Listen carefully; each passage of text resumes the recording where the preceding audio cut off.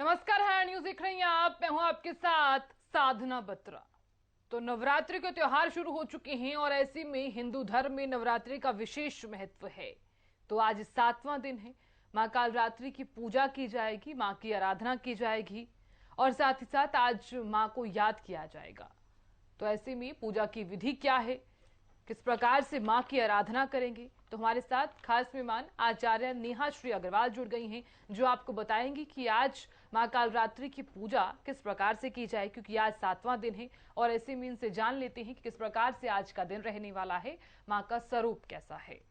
नेहा जी, बहुत स्वागत आपका। नमस्कार साधना जी। नेहा जी, सबसे पहले तो तमाम दर्शकों को बताइए कि काल रात्रि की पूजा किस प्रकार से की जाएगी और मां काल रात्रि की उपासना किस प्रकार से की जाएगी, शुभ मुहूर्त क्या है पूजा का। जी, सबसे पहले सभी जातकों को आज के नव दिन की शुभकामनाएं। आज माँ का बहुत ही विशेष स्वरूप है, माँ कालरात्रि का। तो माँ कालरात्रि का जो स्वरूप है अपने आप में बहुत ही निराला और बहुत थोड़ा डरावने वाला है, पर बहुत ही माँ आशीर्वादित करती हैं। माँ का स्वरूप जरूर विकराल है, पर बहुत आशीर्वादित करती हैं। कैसा स्वरूप है आज माँ का? नीला सा रंग है माँ का, बाल खुले हुए हैं, चन और हाथों में तलवार और खड़ग लिए हुए हैं और नरसंहार करते हुए दिख रही हैं माँ। तो ये माँ का जो स्वरूप है सभी बुराइयों पर विजय का है, सभी सभी असुरी शक्तियों के नाश का है। खास तौर से आज माँ काल रात्रि का काल का जो संहार करें, काल का यानी यम का जो जो मृत्यु को टाल दें, उसके लिए हम माँ कालरात्रि की पूजा करते हैं। किसी भी प्रकार के रोग के नाश के लिए, भय के नाश के लिए, शोक के किसी भी तरह के बुराइयों से निवृत्ति के लिए हम माँ कालरात्रि की पूजा करते हैं। आज दिन शनिवार है, बड़ा शुभ दिन है, क्योंकि माँ कालरात्रि को हम शनि देव से जोड़कर भी देखते हैं। तो जो माँ का स्वरूप है ऐसा क्यों हुआ, इस पे थोड़ी सी चर्चा करते हैं। कहते हैं जब चंड मुंड जो है अपनी सेना लेकर आ रहे थे, शुंभ निशुंभ, तो माँ को ये देखकर बहुत क्रोध आ गया। तो क्रोध से उनका शरीर काला पड़ गया था और बाल जो उनके खुल गए थे। साथ में उनको जो सवारी दिखी पास में, क्योंकि वो दौड़ के उनको मारना चाह रही थी, और एक हाथ में खड़ग है और एक हाथ में कटोरा लिए हुए हैं कि बीज जो रक्त है, रक्त बीज का, वो रक्त जमीन पर ना गिरे। तो बड़ा ही भयंकर स्वरूप है और बड़ा ही ऊर्जा से भरा हुआ स्वरूप है। देख कर डर तो जरूर लगता है, लेकिन ये माँ जब ममता देती हैं, आशीर्वाद करती हैं, तो बहुत अच्छा लगता है। तो आज पूजा कैसे करेंगे इस पर थोड़ी सी चर्चा करते हैं। आज कुछ चीजें विशेष हैं। तो सबसे पहले जैसे हमारा जो नियम है, स्नान करके गंगा जल आदि से स्नान करके उसके बाद हम चौकी लगा के माँ कालरात्रि के स्वरूप की जब पूजा करेंगे, तो साथ में आज सरसों का दीपक भी जरूर जलाएंगे। ये माँ को प्रिय होता है। तो वैसे ही हमें फल फूल पुष्प रखने हैं, लौंग, इलायची, सुपारी, पान का पत्ता। और भोग में आज क्या है विशेष, तो भोग में माँ को बहुत ज्यादा पसंद है गुड़। तो आज हम गुड़ का भोग जरूर लगाएंगे माँ को। और फूल कौन से चढ़ाएंगे इसके बारे में बात कर लेते हैं। कहा जाता है कि रात की रानी, जो रात में जो रात की रानी निकलती है, बहुत सुंदर महक होती है, उसकी खुशबू होती है, तो वो माँ को बहुत पसंद है। तो रात की रानी हम का फूल जो है वो माँ को चढ़ाएंगे। साथ में अगर कुछ लोग किसी समस्या से जूझ रहे हैं, तो वो गुड़हल के फूल की 108 के फूल लेके उसकी माला बना के माँ को जरूर अर्पित करें। तो इस तरह से आज हम माँ की फूल कुछ अलग फूलों से और धूप बत्ती के साथ माँ की पूजा करेंगे। जी। बिल्कुल नेहा जी, अब बात कर लेते हैं कि पूजा अगर हम कर रहे हैं तो सबसे पहले किन बातों का हमें ख्याल रखना है, क्योंकि काल रात्रि माँ की पूजा जो है वो यहाँ पर किस प्रकार से करनी है वो तमाम जातक जानना भी चाहते हैं। और पूजा की सामग्री किस प्रकार से लेनी है और क्या क्या लेना है सामग्री में, ये भी आप बताइए। देखिए, जो पूजा है माँ कालरात्रि की, वैसे तो पूजा मध्य रात्रि की होती है, बिल्कुल। पर आप अगर मध्य रात्रि में नहीं कर सकते हैं तो हम कहेंगे संध्या के बाद ये पूजा जरूर करें माँ की। और आज थोड़ा सा कपूर और अजवाइन के करके धूनी जरूर करें माँ की, जिसमें गूगल भी डालें। तो धूनी करें, क्योंकि माँ का जो स्वरूप है बड़ा ही निराला है, बड़ा ही विकराल है। तो दीपक, जो आपका एक घी का दीपक है वो तो जलता ही है, साथ में एक सरसों का दीपक भी जरूर जलाइए। और माँ को हमें अर्पित क्या क्या करना है, तो माँ को काजल बहुत प्रिय है, तो माँ को हम आज काजल भी अर्पित करेंगे और दूध से बनी हुई वस्तुओं का भी भोग लगाएंगे। साथ में गुड़ बहुत विशेष है। एक और चीज है जिसे मैं बताने जा रही हूँ, जो आज के लिए विशेषता आज की जाती है। संध्या काल में माँ को खिचड़ी का भोग जरूर लगाइए। थोड़ी सी खिचड़ी बना के माँ को खिचड़ी का भोग जरूर लगाइए।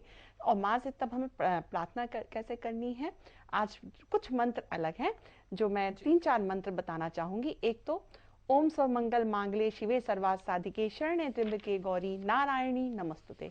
और एक है ओम जयंती मंगला काली भद्रकाली कपालिनी दुर्गा क्षमा शिवा धात्री स्वाहा स्वधा नमस्तुते।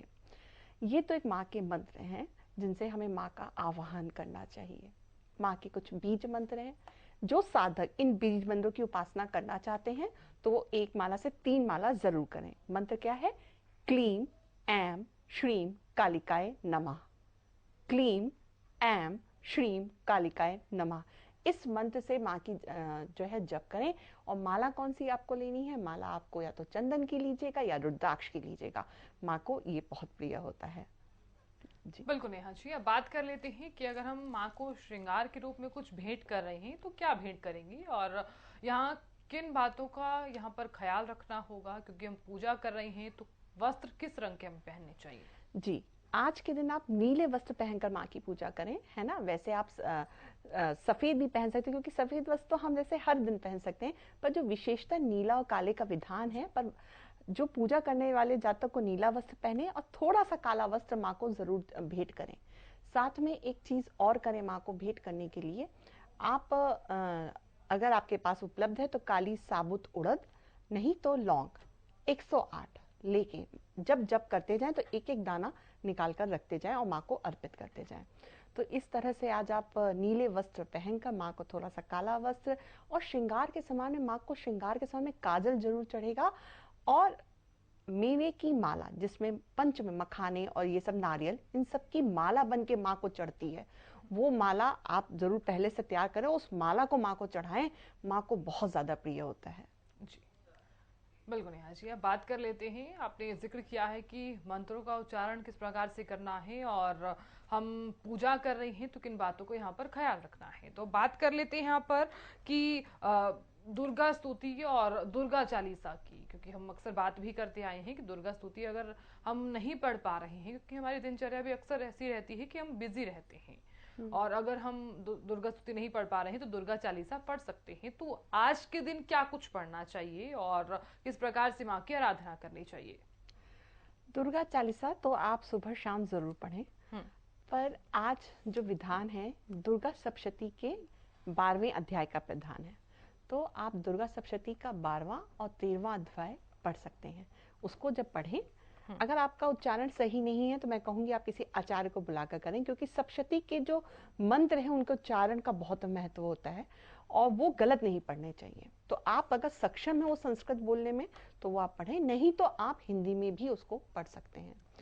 दूसरा, आज साधना जी एक बहुत विशेष चीज मैं आपसे शेयर करना चाहूंगी कि किसी को भी अगर कोर्ट कचहरी की प्रॉब्लम हो रही है, जिसका शनि खराब है, नौकर चाकर की प्रॉब्लम हो रही है, हर काम बनते हुए रुक जाता है, और जिनका कुंडली में शनि पीड़ित है, स्पेशली माँ कालरात्रि की जो पूजा होती है, हम शत्रुओं के नाश, तो शत्रु खाली बाहरी शत्रु नहीं, आंतरिक शत्रु भी हैं हमारे, है ना। और जिनकी शनि की ढैया चल रही है, 7.5 चल रही है, तो वो माँ को उड़द की दाल जरूर भेंट करेंगे, साबुत उड़द। साथ में सिद्ध कुंजिका स्त्रोत, सिद्ध कुंजिका स्त्रोत का 11 बार जप जरूर करेंगे। और आज से आप जब सिद्ध कुंजिका स्त्रोत जप शुरू करें तो अच्छा रिजल्ट पाने के लिए इसको 40 दिन तक लगातार करें, और ये बीच में ब्रेक नहीं होना चाहिए। तो इस तरह से आप माँ का आवाहन कर सकते हैं, इतनी असीम शक्ति की आपको प्राप्ति होगी। और इस शक्ति को संभालने के लिए भी आपको अपने ऑरा को, अपने आप को बहुत पवित्र और उस कहते हैं उस चीज का पात्र बनना पड़ता है। तो ये जो बहुत समय से कोर्ट कचहरी से जिनको गलत चीजों में फंसा दिया जा रहा है, इस तरह की जो भी चीजें हो रही हैं, तो वो माँ कालरात्रि की पूजा करें। और विशेष दिन है, आज शनिवार का दिन है, और आप माँ कालरात्रि की पूजा करेंगे, अति उत्तम फल मिलेगा। और देखिए आपकी कैसे सभी समस्याएं दूर होती हैं और आगे के द्वार खुलते हैं। बिल्कुल नेहा जी, अब बात कर लेते हैं इस बीच कि तमाम ऐसी जो चीज़ें हैं, अक्सर हम देखते हैं कि ग्रह दोष के कारण भी कुछ ऐसे कार्य हैं जो रुक जाते हैं, यानी कि कार्य में रुकावट भी आ जाती है। तो ऐसे में क्या उपाय हम आज के दिन कर सकते हैं? काल रात्रि की पूजा हम कर रहे हैं तो क्या जो तमाम राशि वाले लोग हैं, तमाम जो जातक हैं, वो ये जानना चाहते हैं कि अगर हमारी जिंदगी में कुछ अड़चने आ रही हैं तो क्या पूजा करने से वो उपाय हो सकते हैं? बिल्कुल हो सकते हैं। इतना शक्तिशाली दिन है, माँ का इतना शक्तिशाली स्वरूप है। हम्म। मैंने जैसे अभी पहले ही कुछ मंत्रों का और चीज़ों का जिक्र किया है, वो तो आप करें ही करें। साथ में जो भी जातक लगातार समस्याओं से जूझ रहे हैं, वो आज से जो माँ का नवाण मंत्र है, मैं बार बार कह रही हूँ, और आज तो स्पेशल दिन है इस चीज़ का। ओम ऐं ह्रीं क्लीं चामुंडाय विच्चे, इसका जो है एक माला 3 माला शुरू करके, लेकिन माला का क्रम बढ़ते रहना चाहिए, घटते नहीं रहना चाहिए, या तो स्थिर हो जाइए। ये आप 40 से 41 दिन करिए, देखिए आपको कैसा बहुत अच्छा प्रभाव मिलेगा। दूसरा, मंदिर जाके भी आप माँ को माला, मेवे की माला, नारियल की माला, नींबू की माला, साथ में सुहाग का सब सामान आप माँ को चढ़ा सकते हैं। और शिव जी की भी आज पूजा होगी, शिव जी को भी जल चढ़ेगा, भभूत चढ़ेगी, और जो है आपका जो है जो भी चंदन का लेप है, भस्म है, वो सब आपको चढ़ेगा शिव जी को भी। साथ में आप चाहें, अगर जो लोग अचानक अपने जीवन में आकस्मिक घटनाओं से परेशान हैं, तो जौ जरूर चढ़ानी है आज, और माँ को थोड़ा सा चंदन का लेप जरूर लगाएंगे जी। बिल्कुल और है आप देखेंगे कि इस लेप के बाद से ये माँ को ठंडक देगा। तो बिल्कुल। जी, तो ये पता कैसे चलता है कि हमारी कुंडली में राहु बैठा है या फिर केतु बैठा है या फिर ग्रह दोष है? ये सब चीजें पता कैसे चलती हैं? देखिए, अगर जैसे किसी को अ, हम कुंडली पे नहीं जाएंगे, हम अपने निमित्त कार्यों से समझेंगे कि कैसे हो रहा है। अगर घर में जैसे बहुत ज्यादा लाल चींटियों का आना है, हम्म। या अचानक अचानक से कुछ घटनाएं हो जाती हैं, आप बैठे हैं, अचानक से कोई अपॉर्चुनिटी आई और अचानक से कोई अपॉर्चुनिटी चली गई, तो ये बिल्कुल। राहु का संकेत है। घर में अगर नौकर चाकर से मन मुटाव है, छोटी छोटी बातों पे घर पे अगर क्लेश हो जाता है, या काम बनते बनते जो काम 2 दिन का है वो 2 महीने में हो रहा है, तो ये आप समझिए कि शनि खराब है। और कई बार अगर आप काम करने तो जाते हैं, पर उस वक्त आपका दिमाग कार्य नहीं करता, आपका एब्सेंट माइंड हो जाते हैं, तो आप समझ लीजिए कि आपका केतु खराब है। तो इन सभी चीजों से हम अपनी निमित्त आदतों से जान सकते हैं, रोज की आदतों से, कि कैसे ये हमारे ग्रह खराब हो रहे हैं। तो जैसा मैंने बताया कि जिनका शनि पीड़ित है तो उनको क्या करना है, राहु पीड़ित है तो जौ और चंदन का लेप लगाएंगे, केतु पीड़ित है तो माँ को माँ के मंदिर में झंडा जरूर चढ़ाएंगे जी। बिल्कुल है जी। अब बात कर लेते हैं कि माँ को नींबुओं की माला चढ़ाई जाती है, तो जी, इसके पीछे का पौराणिक महत्व क्या है? क्योंकि देखिए, माँ को हालांकि सब चीजें पसंद भी हैं और माँ कालरात्रि की पूजा हम करते ही इसीलिए हैं ताकि काम में अगर कोई रुकावट आई है तो वो रुकावट बिल्कुल भी ना आए। देखिए, नींबू जो है ना, नींबू की जो महक है वो माँ को बहुत प्रिय होती है, और नींबू ऐसा एक है कि जो नेगेटिविटी को एब्जॉर्व कर लेता है किसी भी प्रकार की। तो इसीलिए कहा भी जाता है कि घर में अगर खुला नींबू काटा हुआ रखा है, थोड़ी देर बाद तो उसको फिर खाने में यूज ना करें। हम्म। तो नींबू का अपना एक गुण है कि ये सभी तरह की नकारात्मकताओं को शोषित कर लेता है। बिल्कुल। तो जो लोग बहुत ज्यादा कोर्ट कचहरी से परेशान हैं, आए दिन उनके छुपे हुए शत्रु हैं, तो वो माँ को नींबू की माला चढ़ाएं। इसका है कि नींबू की माला चढ़ाने से माँ उन शत्रुओं का नाश करती हैं। तो 108 नींबू लें, उन पे सिंदूर का टीका लगाएं। वैसे ये थोड़ी सी तांत्रिक विधि है, लेकिन आप माँ को ये आज के दिन अर्पित कर सकते हैं। तो ये चढ़ा के माँ से प्रार्थना करें कि सभी रुकावटें और सभी शत्रुओं का दमन हो, चाहे वो शत्रु आपके आंतरिक हो चाहे बाहरी हो। तो इस तरह से हम माँ से प्रार्थना कर सकते हैं। बिल्कुल यहाँ जी। अब बात कर लेते हैं ये आरती किस प्रकार से करनी है माँ को। हम कुछ अगर आरती के रूप में हम याद कर रहे हैं माँ को, तो पूजा की जो थाली है उसमें क्या क्या चीजें रखनी है हमें? देखिए, आज माँ की आरती में हम घी के दीपक और कपूर से तो करते ही हैं, हम्म। पर आज हम थोड़ा माँ को धुनी भी करेंगे। धुनी में हम क्या क्या लेंगे, थोड़ा अजवाइन, थोड़ा कपूर, थोड़ी एक जोड़ा लौंग, थोड़ा गूगल और लौबान, इससे भी हम माँ की धुनी करेंगे, है ना। और आरती साथ में हम दोनों चीजें करेंगे, घर के सभी लोग जब तक एकत्रित हो जाएं। और जब आरती करें ना माँ के उस स्वरूप कि ये जो माँ का स्वरूप है ना, ये हमारी सारी दुश्मन है, हमारे जो अंदर के शत्रु हैं उनका भी नाश कर रहा है, और जो हमारे बाहर के शत्रु हैं उनका भी। और माँ हमें आशीर्वादित करिए। लेकिन आरती हमें वैसे ही करनी है कि पहले हम उनके चरणों की आरती करेंगे, फिर मध्य में, फिर सर पे, फिर उसके बाद पूरी आरती करेंगे। इस तरह से हम टोटल 14 बार आरती की थाल घुमाएंगे। और पूरे घर में वो जो लौबान है, वो आप जो जो धुनी की है उसका धुआं पूरे घर में फैलाएंगे। लास्ट में आप आरती लीजिए और प्रसाद लीजिए। बिल्कुल नेहा जी, अब पूजा की महिमा का तो आपने जिक्र कर ही लिया है और आरती का भी हमने जिक्र किया है, तो अब ऐसे में हम ये भी जान लेते हैं कि अगर किसी व्यक्ति को तनाव है या फिर अक्सर हम देखते हैं कि इंसान किसी चीज को लेकर डर भी होने लगता है, तो माँ कालरात्रि की पूजा करने से जो डर है, वो भय है, वो सब दूर हो जाते हैं। तो उन्हें किस प्रकार से पूजा करनी चाहिए, जो जातक जिनको सपने में बुरे सपने भी आते हैं और उन्हें डर भी अक्सर लगा रहता है और किसी काम को लेकर वो भयभीत हो जाते हैं कि ये काम हमारा नहीं बन पाएगा। हम्म देखिए, अगर ऐसा है किसी जातक के साथ कि उनको बहुत ज़्यादा भय लग रहा है, तो हमें तो जो पूजा तो जो करनी है सो करनी है। हम उनको आज के दिन उनका वारा भी उतार सकते हैं, और नींबू से और राई सरसों नमक से लेके वारा उतार के शाम के वक्त, दिन छुपे के वक्त वो हम चौराहे पे जाके डाल सकते हैं। ध्यान ये रखना है कि हमें 7 बार एंटी क्लॉकवाइज उतारना है और उसको जब चौराहे पे रखने जाए तो पीछे मुड़ के नहीं देखना है। इसमें हम वारे में क्या क्या ले सकते हैं, नींबू, लौंग, सिंदूर, थोड़ा सा नमक, थोड़ी सी राई, इन सब से हम मिला के वारा उतारेंगे और उस जातक का उस दिन वहीं पर रख देंगे। तो इस तरह से हम जो है, जो भी नेगेटिविटी है उसको बाहर जाने के लिए कहते हैं। लेकिन इसके साथ ना पूजा जरूर करनी है आज, चाहे आप उसका ध्यान माँ कालरात्रि का जो चक्र है, सहस्त्रार चक्र पे विराज रहती हैं। सहस्त्रार चक्र खुलना अपने आप में कहते हैं कि आप गुरु बन गए खुद के। तो वो चक्र पे हमें अपने क्राउन चक्रा पे, जो कि हमारा सर का तालु भाग होता है, वहां पे थोड़ा सा ध्यान लगाना है और वही माँ के निवारण मंत्र का आप जप करिए, आपकी सभी बाधाएं दूर होंगी। बिल्कुल नेहा जी, अब ऐसे में बात कर लेते हैं हम, क्योंकि हमने ये तो जिक्र कर ही लिया है कि तमाम जातक जो जिन्हें डर लग रहा है तो क्या कुछ उपाय कर सकते हैं। तो वैसे में तमाम जातकों को आप ये भी बताइए कि तमाम राशि के जो लोग हैं वो इस नवरात्रि में अगर पूजा कर रहे हैं तो क्या कुछ असर उन राशियों पर पड़ेगा, शुभ रहेगा ये असर या फिर अशुभ रहेगा?